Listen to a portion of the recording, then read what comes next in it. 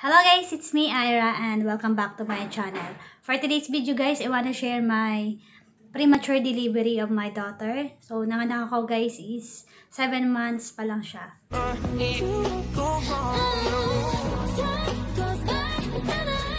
Pero kung bago pa lang po kayo sa aking channel, ay huwag niyo pong kalimutan mag-subscribe at pindutin niyo na rin po yung notification bell dyan sa baba para ma-update po kayo kapag nag-upload po ako ng panibagong video. So ayan guys, gusto ko lang i-share yung aking naranasan at delivery ko guys sa panganak ko sa aking anak na panganay. So ayan guys, nanganak ako is 7 months lang siya. So naging premature. So gusto ko lang i-share sa inyo yung aking journey at ang aking mga ginawa kasi para sa akin she is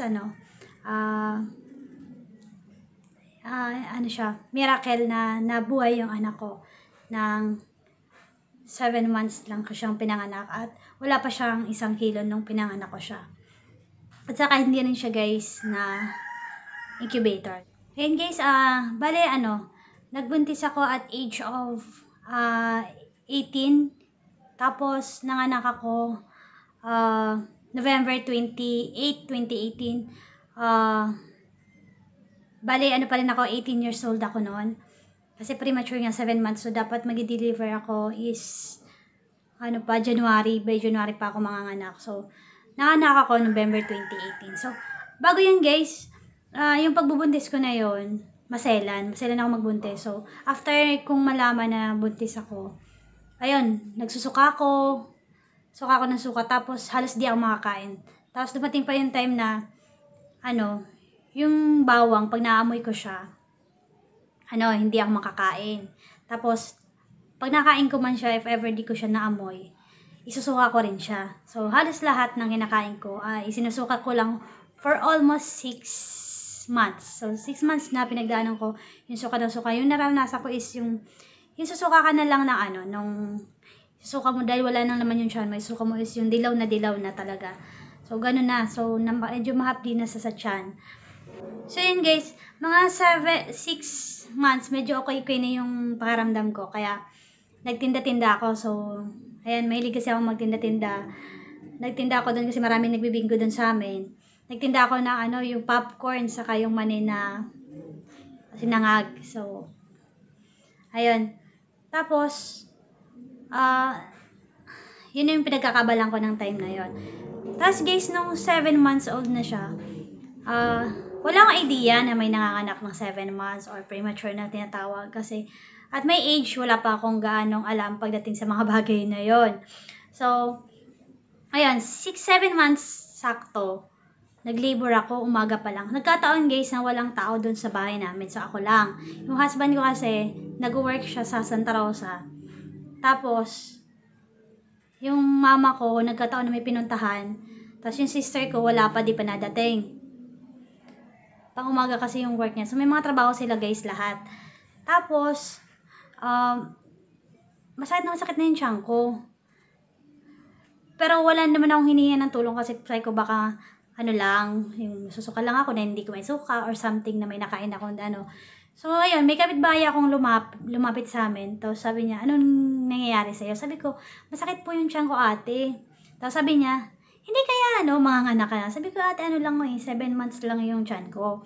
Tapos sabi niya, alam mo, may nanganganak ng 7 months, sabi niya. So, doon ako na-alarma. Sabi ko, hala, baka nga manganganak na ako.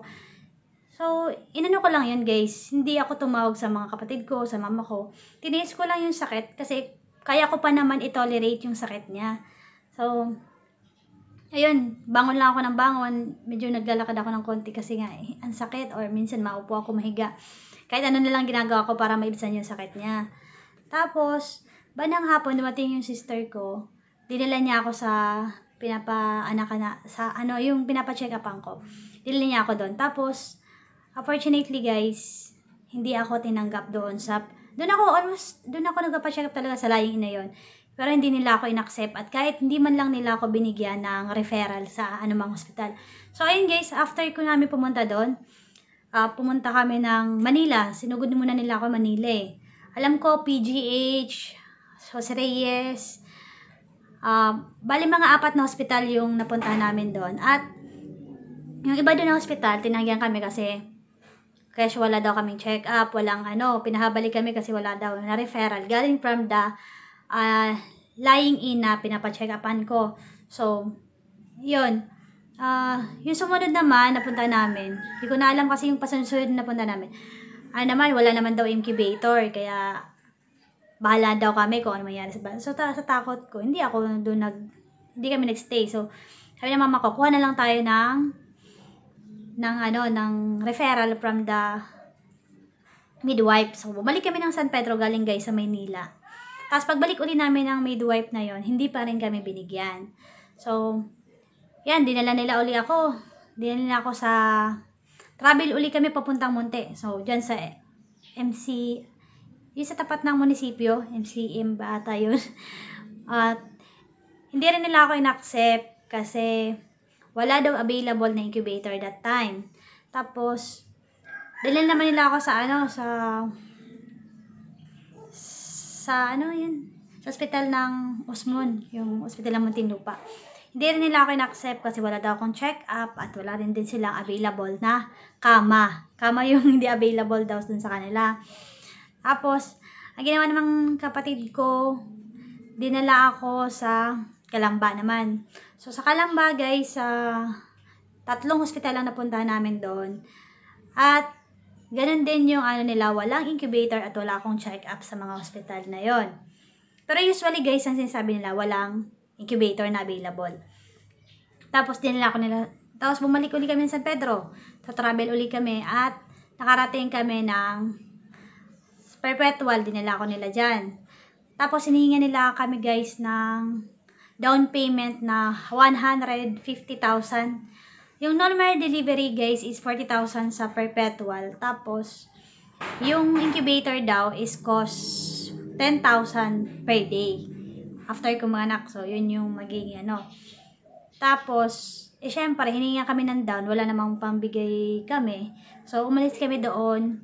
At doon din sa may tapat ng Robinson, may hospital din doon. Ganon din yung price nila. So, hindi rin kami doon napunta. Umalis na lang din kami. At dinala nila ako sa Hilot. Kaso nga lang, noong time na yon wala yung manghilot dito sa may Ilbinda.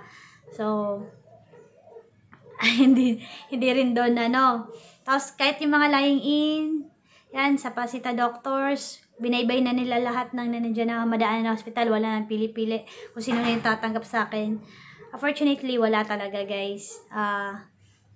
Kung yung mga mahal na hospital, kung hindi kami hinga ng malaking down payment, ay walang incubator na available. So, ayun, tumawag kami sa pinsan ko. Nagkataon na tito naman ng husband ko. Ayun, sabi niya, dalhin niyo na lang dito sa Cavite at subukan natin doon sa inaanakan ni ate nyo. So, ayun, doon ako nanganak, guys. Dinala ko nila doon. Pero bago kami makarating doon sa lying in na yun, dinaan mo na lang ako sa Lasal.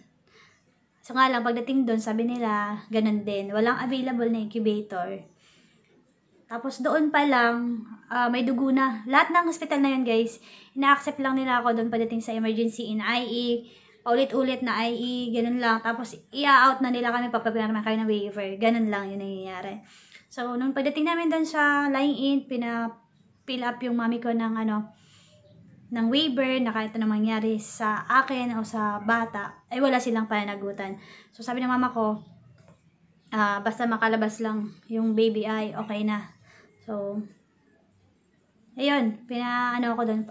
Pag higa ka doon sa kama nila, segundo lang, guys, na ilabas ko yung baby kasi sobrang umabot kami, guys, ng sa travel time is 12 hours kasi alas 6 kami nagsimulang mag-travel ng hapon, alas 6, yung paikot-ikot kami ng iba't ibang hospital.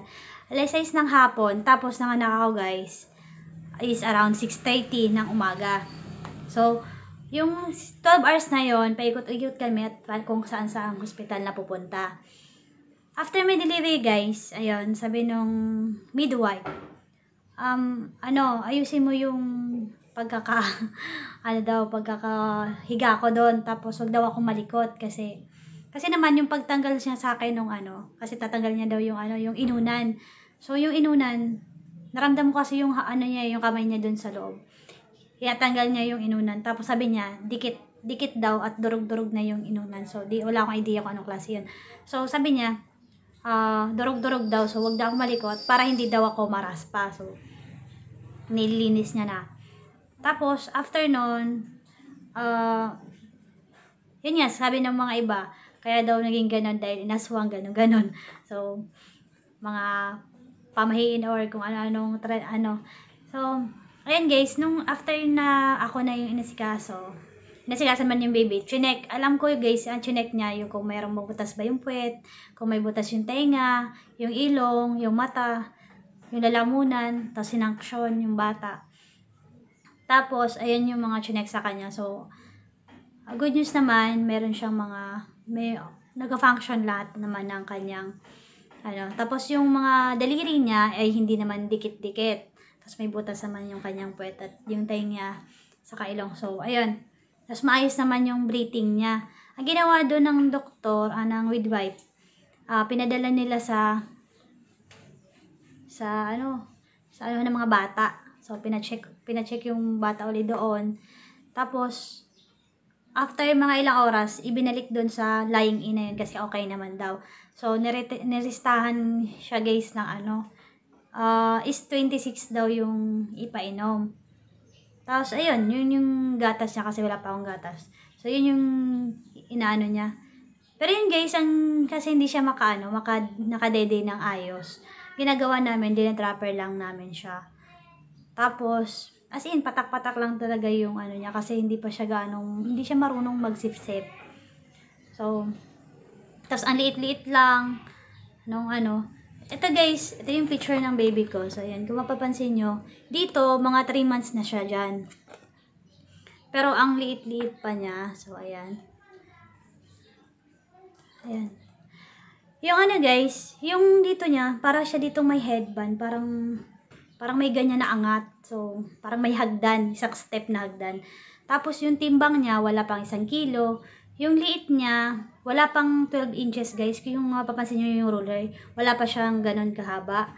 Tapos, yung ulo niya, malaki pa tong kamay ko na to. Tapos, isipin nyo, guys, yung panyo, pag tiniklop mo siya pinol mo siya ng nakaganyan. So, yun lang yung, hindi, malaki pa yun sa kanya para gawing diaper niya o lampin. So, sobra talagang liit. Tapos, mapapansin nyo, guys, doon sa katawan niya, makikita mo yung parang mga ugat, pati sa mukha, kita mo yung mga ugat, tapos lubog yung mata, para bang para bang ang pangit, parang, basta yung itsura. Tapos, yung daliri niya guys, yung daliri, yung braso, malaki pa tong ito, finger ko na to, mas malaki pa siya. So, tapos, yung katawan niya, ayan, malaki pa din to, mas malaki to. Kasi sobrang liit lang eh. Tapos, para lang makarga namin siya, nilalagay namin siya sa unan. Doon siya nakalagay. So, ayan guys, nung inuwi namin siya, dinala ko ulit siya sa clinic sa mga bata. Tapos, pinapidya ko siya. Tapos, ang guys, ang re-reseta, Prenan. So, ayun kasi, mas okay yun sa mga bata kasi mas mababa yung kanyang mas mababa yung niya kumpara doon sa S26. Hindi ko alam kung yung nalimutan ko na kung yung kasi medyo malaki yung tiyan. So, sabi niya, kailangan ng mas mababang dosage ng carbohydrates ba yun or something. Ayun, basta yun yung sa amin, Prenan ng pangalan. Ang liit lang siya pero ang mahal ng gatas na yun. Yun ay ininom niya for 3 months. Yun yung gatas niya. Tapos, alam mo guys, ang ginawa ko sa bahay kasi nga, pagdating sa ilang araw lang, dinala ulit sila ng mama ko sa hospital sa Maynila. At, unfortunately, hindi rin siya in-accept na para ilagay sana sa incubator. Sabi daw nung sa hospital, Nay, hintayin mo na lang yung nakahiga dyan sa kama. Hintayin mo mamatay. So, yun yung sinabi sa kanila. Para sila naman yung pamalit doon sa yung mama ko, yung baby ko yung pumalit doon sa higaan na yun. Sabi nung nurse daw, hintayin daw mamatay yung pasyente bago makahiga yung baby ko dun sa kama o kaya masikaso sila. So, sa galit ng mama ko, umalis sila at iwinuwi nila yung baby ko. At yun nga, pinapidya na lang namin. Tapos, mother instinct na rin siguro guys. Kasi may nakapagsabi na, sa incubator naman is ano lang, kailangan lang doon parang, ano siya, kailangan ng init. So, yun yung ano doon, may init, may mga aparatos na ikakabit sa bata. Kasi sobrang hindi nga halos hindi gumagalaw yung baby ko kasi gumagalaw lang sa kanya is yung mata. So, ayun. Ang ginawa ko, kumuha ko ng kahon, tapos binalot ko siya, nilagyan ng tela, tapos may unan sa loob. Tapos doon ko siya nakahiga. Tapos tinatagilid-tagilid ko na lang siya, binabago yung posisyon para hindi maano yung likod niya. Tapos guys, nilagyan ko siya ng bumbilya. Alam mo yung bumbilyang pula. Siguro mga 25 watts yun. Ito yung baby ko, siguro ganyan lang yung tutok. So, mga 12 inches lang yung layo sa baby ko. Yun yung nakalagay yung bumbilya na dilaw. So, dun siya kumukuha ng init. Tapos, for 3 months guys, ganun yung ginawa ko. Tapos, ayun, dropper lang talaga. Hanggang siguro mga 3 months din. Dropper lang yung niya kasi hindi rin siya marunong sumipsip. Ayun. Tapos, sabi nila, tubig din daw. Pwede naman daw yung tubig na pinakuluan ilagay sa may kabilang side. Pero hindi na namin ginawa kasi nag-ano na lang ako doon sa ilaw na bumbilya. Doon ako nag-ano. Tapos guys, ang ginawa ko para hindi masira yung mata ng bata. Doon sa karton, nilagyan ko ng electrical tape. Na yung shadow niya, nung electrical tape, doon mapupunta sa may mata ng baby yung shadow. Para at least hindi silaw yung baby. Hindi siya silaw. Kaya hindi ma-damage yung kanyang mata. Ganun yung ginawa ko doon. Tapos, ayun. Saka naman ay nakasurvive naman yung baby ko. Lumakas naman siya. At nung gumagalaw-galaw na yung mga katawan niya for 2 months, 3 months, gumagalaw-galaw na. So, hindi nga namin akalain na makakasurvive. Sabi nga ng mga tao, parang, sobrang lilit, parang tuta lang, tapos hindi naman naka-incubator. So, para sa amin is miracle baby yung anak ko na yun. So, sa ngayon guys, 11 years old na siya, at, ayun, healthy naman na bata, pero yun nga lang, hanggang ngayon hindi pa rin siya tumataba. Pero, ayan, ito yung birthday niya nung 10 years old. At, masabi ko naman na ayan, yung kanyang yung development naman niya is sakto dun sa kanyang age. Tapos, ayan, nag-i-excel naman siya sa mga school activities niya. So, ayan, sumali pa nga siya sa, ito yung baby ko na, ayan, sumali siya sa mga UN. Ayan. Kasi, naman yung baby ko. Ayan, nag-excel siya sa school at lagi naman siya may award at kasama siya sa mga top 10 at nasa first section siya, guys. So, ayan. Sana guys, mayroon kayong natutunan at nalaman sa aking video na to. Sana yung mga guys, yung mga same experience ko o ng anak ng 7 months old, pray to comment guys kung ano yung gusto nyong malaman at maging tips para sa inyo guys. So, ayan. Sana magkaroon kayo ng konting idea sa aking kwento. So, ayun guys, thank you for watching.